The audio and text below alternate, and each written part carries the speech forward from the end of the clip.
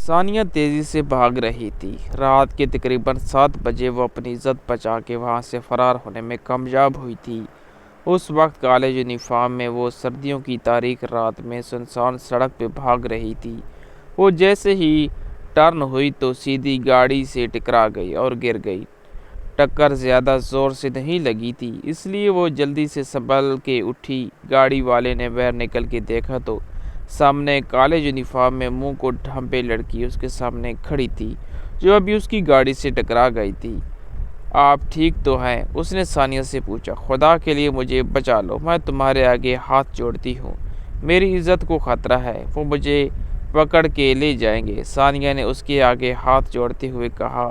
کون لے جائے گا؟ کس سے خطرہ ہے آپ کو؟ سامنے والے نے پوچھا۔ نہیں، تم مجھے بچا لو پلیز۔ ایک دفعہ پھر درخواست کی کہ آپ ڈریں نہ، آپ کو کوئی خطرہ نہیں ہے، آپ بیٹھیں، میں آپ کو گھر چھوڑ دیتا ہوں، اس نے کہا۔ ثانیہ چپ کر کے گاڑی میں بیٹھ گئی۔ میرا نام مراد علی ہے، آپ ڈریں نہیں، آپ محفوظ ہیں، آپ مجھے اپنا ایڈریس بتا دیں، میں آپ کو آپ کے گھر چھوڑ دیتا ہوں۔ مراد نے اس کا ڈر بھانپ کے کہا۔ آپ کہاں سے ہیں؟ اس وقت کہاں سے آ رہی ہیں؟ کون لگا ہوا ہے آپ کے پیچھے؟ دیکھیں، آپ مجھے بتائیں، ہو سکتا ہے میں آپ کی مدد کر سکوں۔ مراد نے ثانیہ سے پوچھا۔ نہیں، کوئی میری مدد نہیں کر سکتا، آپ بس ایک احسان کر دیں، مجھے میرے گھر پہنچا دیں۔ اس کے گھر کے باہر گاڑی رک گئی اور وہ اتر کے اندر چلی گئی۔ مراد کی اچانک نظر سیٹ پر پڑی۔ اس کے کالج کا ID کارڈ یہاں ہی پڑا رہ گیا، جو اس نے اٹھا لیا اور پاس رکھ لیا، کیونکہ اس وقت اندر جا کے کارڈ واپس کرنا اسے مناسب نہیں لگ رہا تھا۔ ثانیہ اندر داخل ہوئی تو سامنے ہی باپ اور بھائی کھڑے تھے، جو کہ اسے گاڑی سے اترتا دیکھ چکے تھے۔ کہاں سے آ رہی ہو تم؟ اس کے ابو نے پوچھا۔ میں دوست کے۔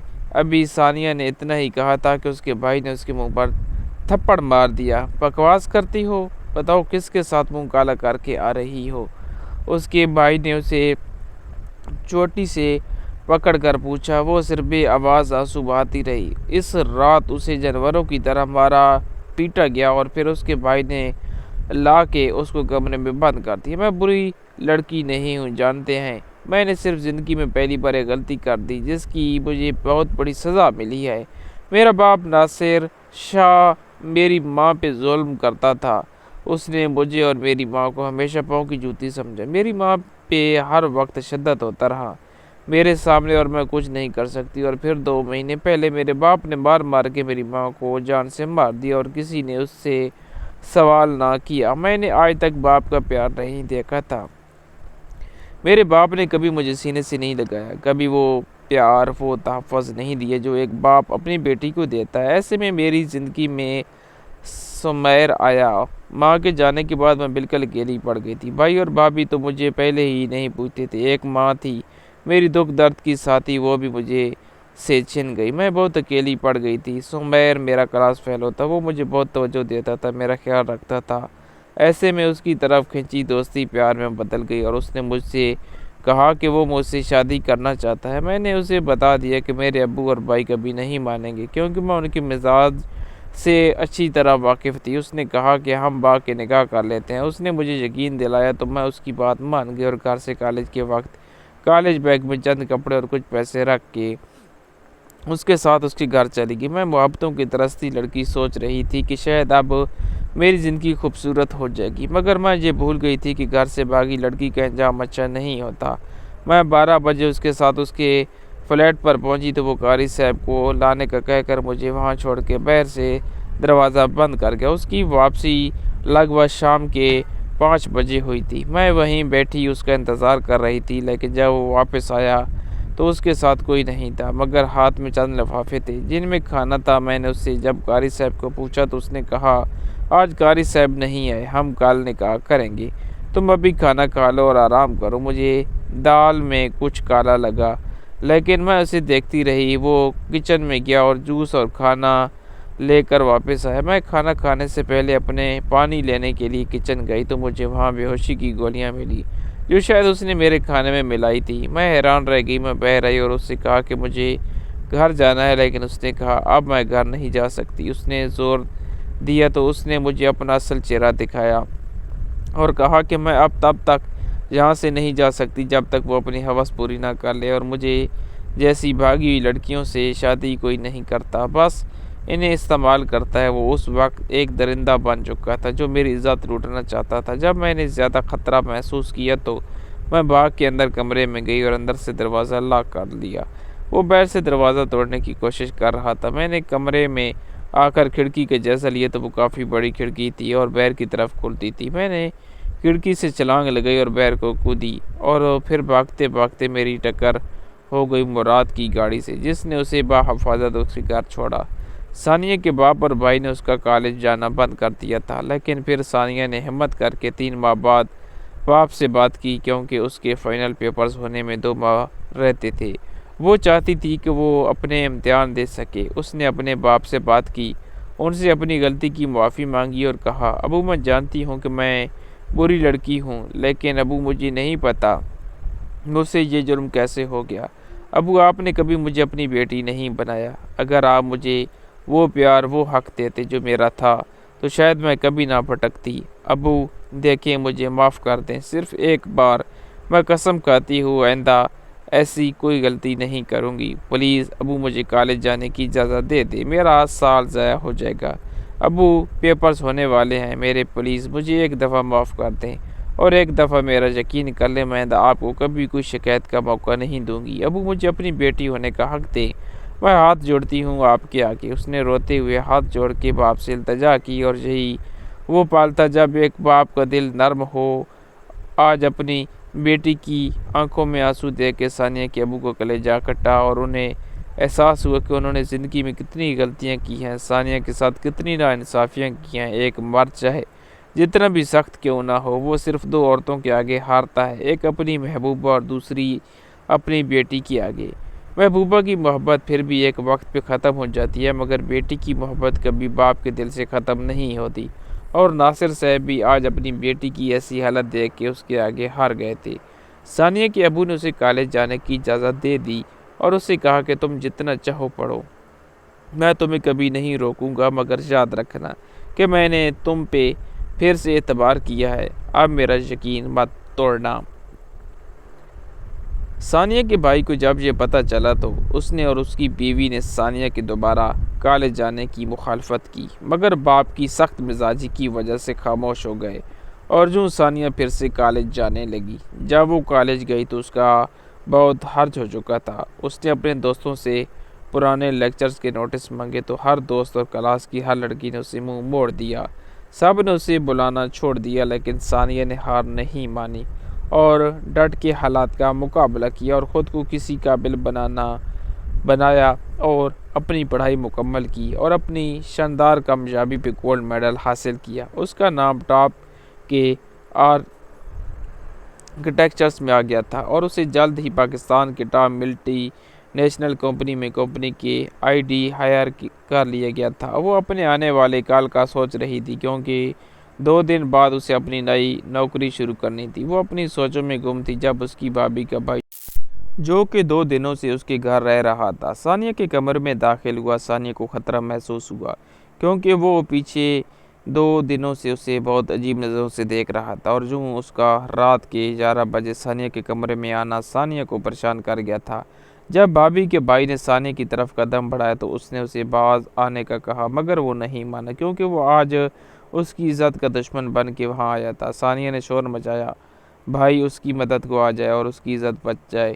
باپ کا کچھ ماہ پہلے انتقال ہو گیا، اب اسے بس بھائی سے ہی امید تھی۔ بھائی اور بھابھی شور سن کے جب ثانیہ کے کمرے میں آئے تو دونوں کو ایسی حالت میں دیکھ کر ٹھٹک گئے۔ ثانیہ نے بھائی کی طرف دیکھا، جس کی آنکھوں میں دہشت کے سوا کچھ نہ تھا۔ اسے سمجھ نہیں آیا کہ وہ وحشت کس کے لیے تھی، بھابھی کے بھائی کے لیے یا ثانیہ، یعنی کہ اس کے لیے۔ ثانیہ کی بھابھی کے بھائی نے انہیں وہاں دیکھ کے فوراً ایکٹنگ شروع کر دی اور اپنی بہن سے کہنے لگا، باجی میں نے کچھ نہیں کیا، وہ تو میں جہاں سے گزر رہا تھا اس نے مجھے اپنی مدد کے لیے اپنے کمرے میں بلایا، پتہ نہیں کیا فضول حرکتیں کرنے لگ گئی۔ باجی میرا یقین کرو۔ ثانیہ کی بھابھی ثانیہ کے ساتھ شروع ہو گئی اور اسے بے عزت کرنے لگی، اور ثانیہ کے بھائی سے کہا، اس بے شرم لڑکی کو ابھی کے ابھی گھر سے نکالو۔ میں اس کو اب اپنے گھر میں برداشت نہیں کر سکتی۔ ثانیہ کے بھائی نے بھی اسے گالیاں دی اور اس پہ ہاتھ اٹھانے لگا۔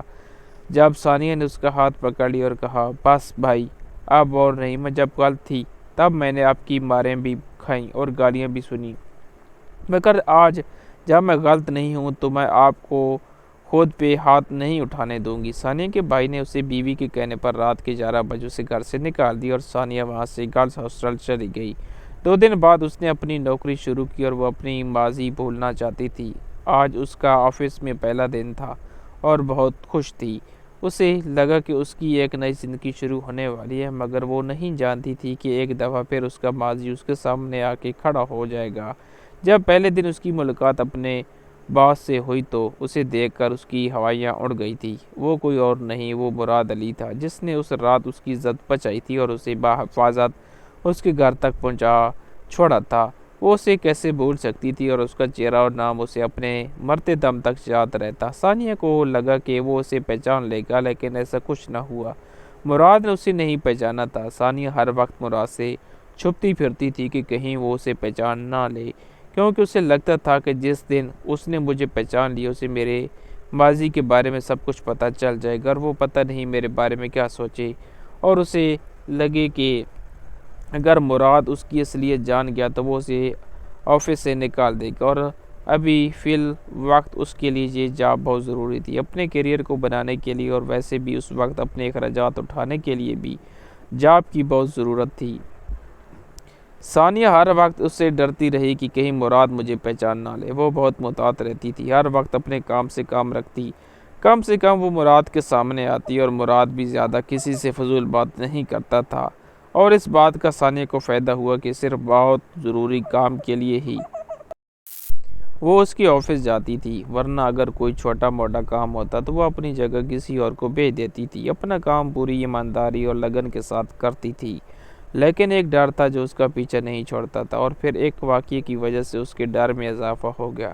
جب اس کی فیکٹری کے کسی شخص کو افیئر کے الزام میں بری طرح سے بے عزت کر کے دونوں لڑکا اور لڑکی کو آفس سے نکال دیا گیا تھا، اور ساتھ مراد نے ان سے یہ بھی کہا کہ ایسے کسی بھی شخص کی میرے آفس میں کوئی جگہ نہیں ہے جس کا اتنا گرا ہوا کریکٹر ہو۔ آپ لوگ جہاں کام کرنے آتے ہیں تو مہربانی کر کے اپنے کام سے کام رکھا کریں اور ان فضول کے کاموں اور باتوں سے پرہیز کریں تو آپ سب کے لیے بہتر ہوگا۔ وہ واقعہ ثانیہ پہ پوری طرح اثر انداز ہوا تھا، لیکن اس سے پہلے کہ وہ ڈر کچھ کم ہوتا، ایک دن وہ ایک ضروری فائل مراد سے سائن کرانے لے گئی تھی کہ مراد نے اسے کہا مس ثانیہ میں نے آپ کو کہیں دیکھا ہے، ایسا مجھے لگتا ہے لیکن صحیح سے یاد نہیں آ رہا۔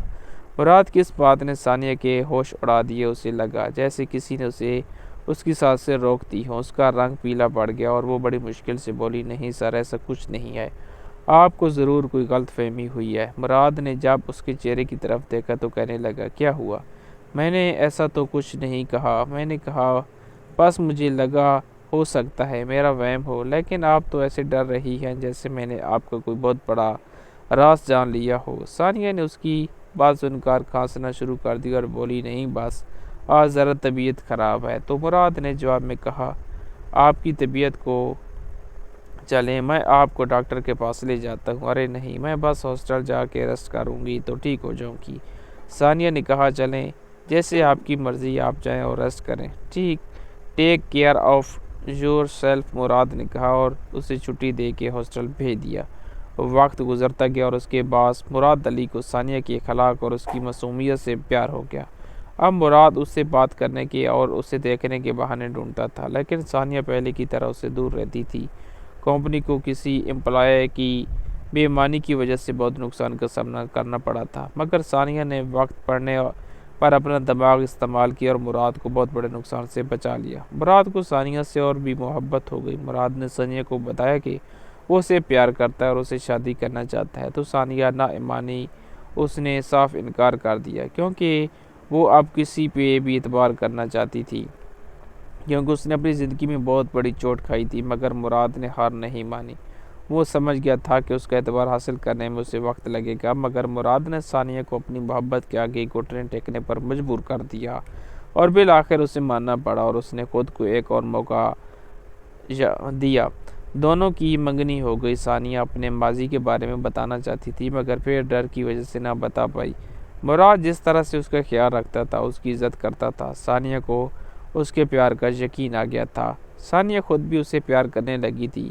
اسے لگا اب میری زندگی حسین ہو جائے گی، لیکن پھر ساتھ ہی وہ مراد کو کھونے سے بھی ڈرتی تھی۔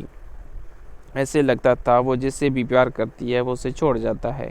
وہ اسے کھونے سے بھی ڈرتی تھی۔ ایک دن مراد اپنی لائبریری سے پرانی کتاب ڈھونڈ رہا تھا۔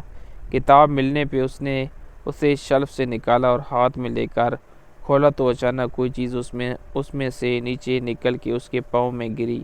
اس نے جھک کر اسے اٹھایا تو اس کے ہوش اڑ گئے۔ یہ اسی لڑکی کا کارڈ تھا جسے اس رات اس نے بچایا تھا، مگر اس رات وہ اس کا چہرہ نہیں دیکھ سکتا تھا کیونکہ اس نے نقاب کیا ہوا تھا، اور اسے سب یاد آیا کہ وہ لڑکی کوئی اور نہیں، وہ ثانیہ تھی جس سے وہ پیار کرتا تھا۔ ایک پل کو تو یقین نہیں آیا، لیکن حقیقت کو جھٹلانا مشکل تھا۔ اگلے دن مراد کارڈ لے کر آفس آیا اور ثانیہ کو اپنے آفس میں بلایا اور وہ کارڈ اس کے سامنے رکھ دیا اور ثانیہ سے پوچھا یہ کیا ہے۔ ثانیہ کوئی جواب نہ دے سکی اور رونے لگی کیونکہ اسے معلوم ہو گیا تھا کہ آج اس کا سچ سامنے آ گیا ہے اور اس کا ماضی اس کے سامنے آ کھڑا ہوا ہے۔ بتاؤ مجھے کیا ہوا تھا اس رات تمہارے ساتھ، اور تم نے مجھے اندھیرے میں کیوں رکھا؟ مراد نے چلا کے جب ثانیہ سے پوچھا تو اس نے ڈر سے اپنا سارا ماضی اسے بتا دیا اور وہ بغیر مراد کی طرف دیکھے وہاں سے نکل کے اپنے ہاسٹل آ گئی۔ جب سے اس نے جاب شروع کی تھی وہ ہاسٹل رہ رہی تھی کیونکہ باپ کا انتقال ہو گیا تھا اور بھابھی اور بھائی نے اسے گھر سے نکال دیا تھا، اس لیے اب وہ ہاسٹل ہی رہ رہی تھی۔ آج وہ جان گئی تھی کہ اس کی زندگی ختم ہو گئی ہے، آج وہ برباد ہو گئی ہے، اور اس نے کمرے میں آ کے نیند کی گولیاں زیادہ مقدار میں لے لی اور خود کو ختم کرنے کی کوشش کی۔ مراد کی سنگینی کا اندازہ ہوا۔ اس نے جب سوچا تو اسے ثانیہ بے قصور لگی اور وہ اپنے آفس سے اس کے ہاسٹل آیا تو اس کے کمرے کا دروازہ کھلا دیکھ کے اندر داخل ہوا اور اس کے ہوش اڑ گئے۔ ثانیہ بیڈ پہ بے ہوش پڑی تھی۔ وہ اسے لے کر ہسپتال آیا تو ڈاکٹر نے معدہ واش کر کے اس کی جان بچا لی اور وقت پر ہسپتال لانے کی وجہ سے اس کی جان بچ گئی۔ 1 گھنٹے بعد اسے ہوش آیا اور مراد اسے ملنے اندر کمرے میں آیا اور اسے کہا کاش ثانیہ تم نے یہ قدم اٹھانے سے پہلے ایک دفعہ مجھ پہ یقین کیا ہوتا۔ میں نے صرف تم سے پوچھا تھا کہ تمہارے ساتھ کیا ہوا تھا اور میں نے تمہیں کچھ نہیں کہا تھا۔ یہی بات اگر تم پہلے ہی مجھے بتا دیتی تو ایسی نوبت ہی نہ آتی۔ تمہیں کیا لگا تھا میں تمہیں اپناؤں گا نہیں؟ کیا تم مجھے اتنا کم ظرف سمجھتی تھی؟ ثانیہ نے روتے ہوئے کہا کہ بس اپنے نصیب سے ڈر لگتا ہے۔ مجھے لگا کہ مراد میں آج تمہیں بھی کھو دوں گی کیونکہ میں جس سے پیار کرتی ہوں وہ مجھے چھوڑ جاتا ہے۔ اس لیے مراد نے ثانیہ کو اپنے ساتھ کا یقین دلایا اور اسے ایک خوبصورت زندگی دینے کا اس سے وعدہ کیا اور کہا کہ ثانیہ زندگی بھر صرف میرا یقین کرنا، میں تمہاری آنکھ میں آنسو بھی نہیں آنے دوں گا اور مجھے موت کے علاوہ کوئی تم سے جدا نہیں کر سکتا۔ اس بات کا یقین رکھنا۔ تو یہ تھا دوستو اس کہانی کا انجام۔ آپ تمام بہنوں اور بیٹیوں سے یہی گزارش ہے کہ خدا را یہاں پہ درندہ صفت انسان موجود ہے۔ اگر آپ نے لو میرج کرنی ہی ہے تو اپنے والدین کو اعتماد میں لیں، اپنے بھائی باپ کو اعتماد میں لیں اور کوئی بھی غلط قدم نہ اٹھائیں جس کی وجہ سے آپ کی زندگی مشکلات اور بے عزتی کا ذلت کا سامنا کرنا پڑے۔ اللہ تعالی ہم سب کو حامی و ناصر ہو۔ اللہ ہم سب کو ہدایت نصیب فرمائے، آمین۔